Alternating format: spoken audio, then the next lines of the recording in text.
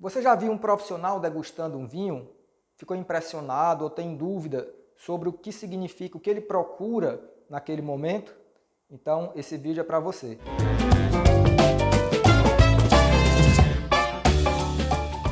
A degustação feita pelo profissional, ela tem 3 etapas. Uma etapa visual, uma etapa olfativa e uma etapa gustativa. A etapa visual é quando você coloca o líquido na taça e fica olhando contra a luz. Nesse momento, está se olhando a coloração do vinho. Se o vinho é tinto, é de se esperar que ele tenha cores púrpura, violeta, rubi, um vermelho acastanhado ou mesmo já aquele castanho da cor de tijolo. Com um detalhe, quanto mais acastanhado for a cor do vinho tinto, que está na taça, mais envelhecido ele é, mais evoluído ele é. A gente vai entender aqui evoluído e envelhecido como sinônimos, tá certo? Por que isso? Porque o vinho que fica envelhecido, que fica no barril, ele fica lá para melhorar o sabor. Então, se ele está envelhecido e a ideia é de melhora, a ideia é de evolução. Então, quanto mais envelhecido, mais evoluído o vinho. Vamos combinar assim. Seguindo essa lógica de quanto mais castanho, mais evoluído, quanto mais vermelho, quanto mais rubi, violeta e púrpura, mais jovem é o vinho tinto. Para os vinhos brancos, o que se espera são cores amareladas, tipo amarelo palha, amarelo esverdeado, amarelo dourado e âmbar. E também nessa coloração, quanto mais dourado, quanto mais âmbar, mais evoluído, mais envelhecido é aquele vinho branco.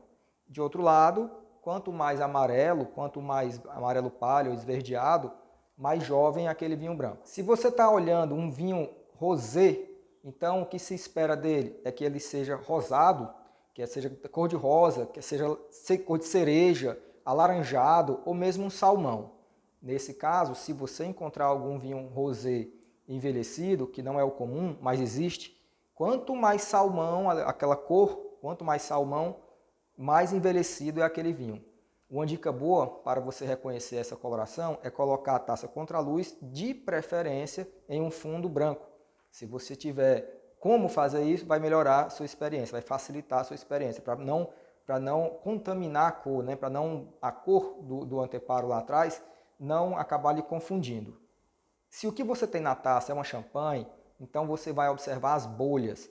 Quanto mais finas e quanto mais numerosas, melhor é a qualidade daquela champanhe. Essa é a nossa etapa visual. Vamos passar agora para a etapa olfativa. Na etapa olfativa, você vai girar a taça para permitir que aqueles aromas subam e você perceba o que tem ali na taça. São 3 níveis de aromas que você pode perceber na sua taça. Os aromas primários, que são os aromas frutados, que significam que o vinho é jovem, é um vinho frutado. Assim a gente já vai percebendo os nomes, né, os porquês, né? Os aromas secundários são adquiridos pelo vinho durante o processo de produção. Você até pode ter também aromas frutados e florais como aromas secundários, mas você também vai começar a perceber aromas minerais, aromas lácteos. Perceba que esse momento já é um pouco mais complexo. No início, a experiência dos aromas secundários ela é mais difícil de você perceber. Pode ser que os aromas de fruta se sobressaiam, porém insista que com pouco tempo de experiência você vai começar a perceber nuances aí nesses aromas. Por fim, os aromas terciários são aqueles que você percebe quando o vinho passou por um processo de envelhecimento, passou por barris. E a esses aromas a gente chama de buquês. Você pode sentir cheiros amadeirados, cheiros como se o vinho já fosse encorpado. Então, nesse momento, você já percebe se aquele vinho vai ser frutado ou se vai ser encorpado ou se ele está no meio do caminho entre esses 2 extremos. Então, você já teve uma pista com a percepção visual pela cor. Se ele for acastanhado, se for um vinho tinto, e ele puxar para o castanho, para cor de barro, cor de tijolo, você já imagina que ele seja um vinho encorpado. Se quando você sente o aroma, você sente um cheiro amadeirado, você está confirmando essa hipótese de que ele é de fato um vinho encorpado. A experiência com os aromas, ela passa pelas experiências também pessoais de cada um, que faz remeter, que faz lembrar a coisas do passado, da infância, pratos que se comia, que a mãe preparava, enfim. Mas alguns aromas que são esperados para esses vinhos. Nos vinhos tintos, é de se esperar que sinta-se aromas de frutas vermelhas, frutas negras, frutas pacificadas, que viraram passas, né? Caramelo, de torrefação. Nos vinhos brancos, os aromas esperados são de frutas frescas, frutas brancas, frutas cítricas. Pode ser aroma de maracujá, pode ser aroma de mel. Percebe a diferença para o vinho tinto já?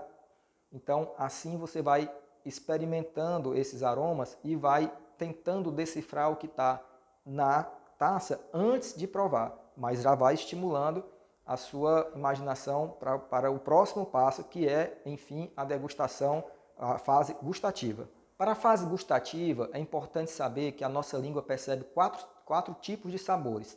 Sabores ácidos, sabores doces, sabores amargos e sabores salgados. Perceba que dentre esses 4 sabores, os sabores salgados são inexistentes ou praticamente inexistentes nos vinhos. Eu confesso que eu nunca provei um vinho salgado. Nos vinhos tintos, o que se espera é que seja uma combinação entre taninos, acidez e álcool. Nos vinhos brancos, seco, só a acidez e o álcool.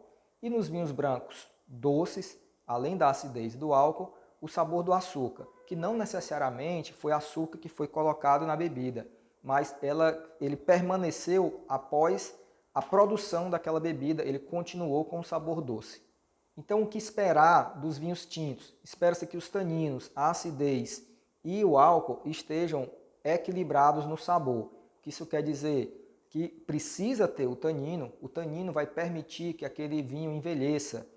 Mas também precisa que esses taninos não estejam em excesso, senão o gosto, o sabor da bebida vai ficar adstringente, vai ficar parecido uma banana verde, se incomoda de você ingerir e degustar aquilo ali com aquele tanino elevado. A acidez pode parecer uma característica ruim para o vinho, mas não.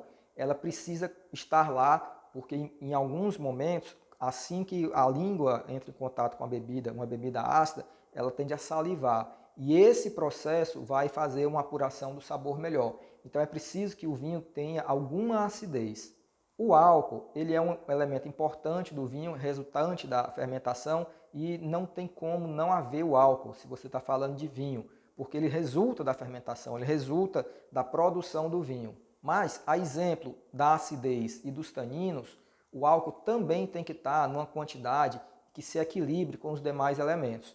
Acidez, taninos e álcool têm que estar em harmonia para que o vinho seja equilibrado, seja elegante e consiga lhe trazer uma sensação prazerosa de bebida. Ainda sobre os vinhos tintos, você pode ter o gosto residual ou retrogosto que fica no paladar por algum tempo.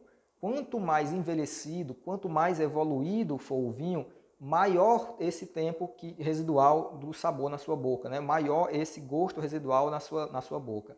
Quanto mais jovem o vinho, mais rápido esse sabor residual desaparece, ou praticamente ele é inexistente. Para os vinhos brancos e rosé, a ideia é a mesma, só que os brancos não têm os taninos, então o equilíbrio vai ser entre acidez e álcool, mas valem aquelas observações. O álcool não pode ser de mais nem de menos, assim como a acidez. Eles ambos têm que estimular essa sensação gustativa, têm que estimular a sua experiência sensorial. No caso dos rosés, além da acidez e do álcool, nós temos a doçura, né? O açúcar, mas não, repito, não é que o açúcar foi ingerido na bebida, mas é aquele doce residual do processo de produção da bebida. Então, esses elementos têm que estar equilibrados. Esse sim, se estiver equilibrado, você pode dizer, inclusive, que o vinho é equilibrado. É daí que vem o nome, é daí que vem as expressões que a gente ouve os enólogos falar, os sommeliers falarem, e a gente não sabe de onde vem. Tem ideia, evidentemente, quando se ouve um vinho equilibrado, espera-se uma harmonia, mas uma harmonia de quê? Equilíbrio em quê? Então agora você já sabe. Esse equilíbrio nos tintos é dos taninos, com a acidez e o álcool, nos brancos, seco, é com a acidez, é entre a acidez e o álcool, e nos rosés, entre a acidez, álcool e o açúcar. Ainda na inspeção visual, quando você gira a taça e deixa o líquido escorrer um pouco para baixo, você percebe o que se chamam das lágrimas, né? A taça fica marcada com as gotinhas que vão descendo e aquilo ali vai lhe dar uma informação importante também. Quanto mais gotinhas, quanto mais lágrimas, tem gente que chama de pernas, quanto mais lágrimas ou pernas, mais alcoólico é aquele vinho. Nas primeiras taças que você girar, você não vai ter a percepção se são muitas ou se são poucas lágrimas, porque você não tem uma referência. Mas à medida que você vai experimentando, que você vai fazendo essa degustação em 3 etapas, você vai começando a ter referências para saber se um vinho é mais alcoólico do que o outro.